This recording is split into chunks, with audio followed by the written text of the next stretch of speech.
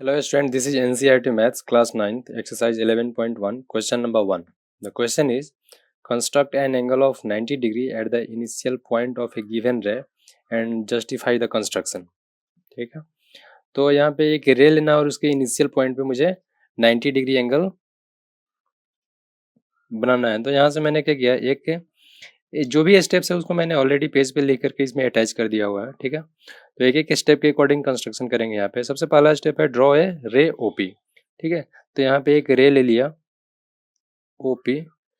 ठीक है, और ये इसका initial point O and terminal point यहाँ पे पी ले लिया। ठीक है, तो मुझे पॉइंट ओ पे 90 डिग्री कंस्ट्रक्ट करना है। ठीक है, तो मैंने क्या किया, ओ को सेंटर लेकर के कोई भी आर्बिट्रेरी रेडियस लेकर के एक आर्क ड्रॉ कर लिया। ठीक है, यहाँ पे एक आर्क ड्रॉ कर लिया ए बी सी, जो रे ओपी को ए पे इंटरसेक्ट कर रहा है। ठीक है, अब फिर से क्या किया, ए को सेंटर लेकर के, जैसा कि स्टेप में सब कुछ लिखा हुआ है, ए को सेंटर लेकर के सेम रेडियस का मैंने एक आर्क ड्रॉ कर लिया यहाँ पे। ठीक है, आर्क ने एक मैंने पॉइंट मार्क कर लिया बी।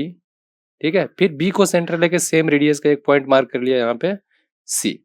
ठीक है, तो अब यहाँ पे फिर से मैंने बी को सेंटर लेकर के और सी को सेंटर लेकर के दो आर्क का पॉइंट ऑफ इंटरसेक्शन लिया और इसको पॉइंट ओ से ज्वाइन कर दिया। ठीक है, मैंने इस पॉइंट को ले लिया डी। ठीक है, जैसा कि स्टेप में दिया हुआ है कि take B and C as centre, draw two arcs with same radius which intersect at point D. Finally the ray O D is joined which makes an angle of 90 degree with O A. ठीक है, यहाँ पे O D को मैंने ओ से, इस point D को मैंने ओ से ज्वाइन कर दिया और फिर क्या किया, ओ पी के साथ यहाँ जो एंगल बन रहा है वो कितना होगा, 90 डिग्री। यहाँ पे कंस्ट्रक्शन तो कंप्लीट हो गया अब, बट मुझे इसको जस्टिफाई भी करना है कि ये एंगल 90 डिग्री ही कैसे हुआ। तो इसके जस्टिफिकेशन के लिए मैंने नीचे स्टेप्स लिखा हुआ है। यहाँ पे पहले जो मैंने कंस्ट्रक्शन किया था उसको ड्रॉ कर लेता हूँ। यहाँ पे मैंने एक आर्क लिया था ऐसे, यहाँ पे एक इंटरसेक्शन था, यहाँ पे था, यहाँ पे point D O A B C and point P. ठीक है, अब मैंने क्या किया, यहाँ पे ओ से बी को ज्वाइन कर दिया, ओ से बी को ज्वाइन किया, सी से ओ को ज्वाइन किया, डी से फिर डी को बी से। ठीक है, और फिर यहाँ पे पॉइंट बी को ए से भी ज्वाइन कर दिया। ठीक है, अब यहाँ पे in triangle O A B में अगर देखें तो ओ ए और ओ बी एक ही सर्कुलर पार्ट का है, तो ये रेडियस और दोनों क्या होगा, इक्वल होगा। साथ ही साथ यहाँ पे सेम रेडियस से पॉइंट बी मार्क किया था, तो ए बी डिस्टेंस भी क्या होगा, सेम ही होगा। तो यहाँ पे देखें अगर किसमें, in triangle O A B में, तो यहाँ से क्या होगा, जो मैंने स्टेप्स में दिखाया हुआ है, O A equals to A B equals to O B. तो बोल सकते हैं कि ओ ए बी क्या होगा, एक इक्विलेटरल ट्रायंगल होगा। तो यहाँ पे एंगल ए ओ बी कितना हो जाएगा, 60 डिग्री।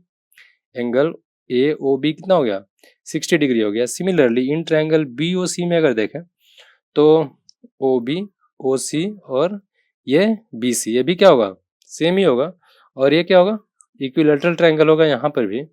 तो यहाँ पे भी एंगल बी ओ सी, जैसा कि यहाँ पे इस स्टेप में दिखा हुआ, एंगल बी ओ सी भी कितना होगा, 60 डिग्री होगा, क्योंकि ये भी एक इक्विलेटरल ट्रायंगल है।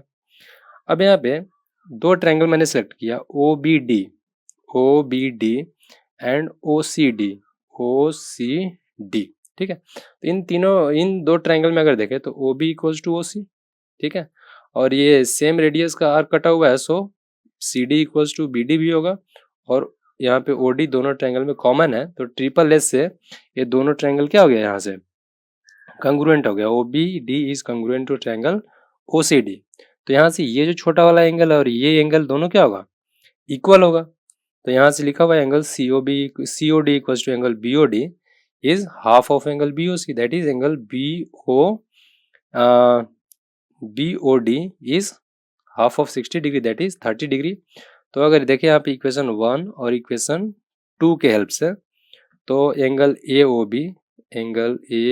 B plus angle B O D, ठीक है, ये कितना हो जाएगा 60 डिग्री प्लस ए ओ, यहाँ पे बी लिया हुआ, 60 डिग्री प्लस 30 डिग्री इक्वल्स कितना होगा 90 डिग्री।